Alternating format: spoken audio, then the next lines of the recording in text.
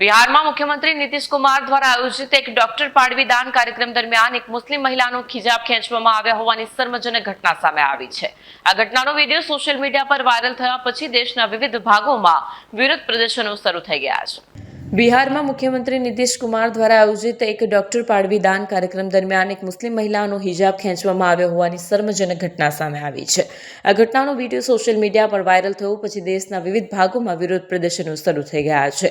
આ વિરોધની લહેર ગુજરાતના સુરત શહેર સુધી પહોંચી છે। આમ આદમી પાર્ટીના લઘુમતી સેલ દ્વારા આજે સુરત જિલ્લા કલેક્ટરને એક રજૂઆત કરવામાં આવી છે। દેશની વિવિધતા અને ધાર્મિક સ્વતંત્રતાના સંરક્ષણ માટે આવી કાર્યવાહીની ગંભીર નિંદા કરવામાં આવી છે। બિહારમાં ડોક્ટર પાડવી દાન કાર્યક્રમ દરમિયાન મુખ્યમંત્રી દ્વારા સ્ટેજ પર એક મુસ્લિમ મહિલાનો હિજાબ ખેંચવામાં આવ્યો। ઘટના વિડીયો વાયરલ થતા દેશભરમાં વિરોધ પ્રદર્શનો થઈ રહ્યા છે। આમ આદમી પાર્ટીના પ્રતિનિધિ સૈયદ મઝહર અને એડવોકેટ શાહીના મલેકે જણાવ્યું હતું કે દેશની લોકશાહી અને બહુસાંસ્કૃતિક વિવિધતાના મૂલ્યોને આ ઘટના દ્વારા ઠેસ પહોંચાડવામાં આવી છે। તેમણે સરકાર પાસેથી તાત્કાલિક પગલાં લેવાની માંગ કરી છે।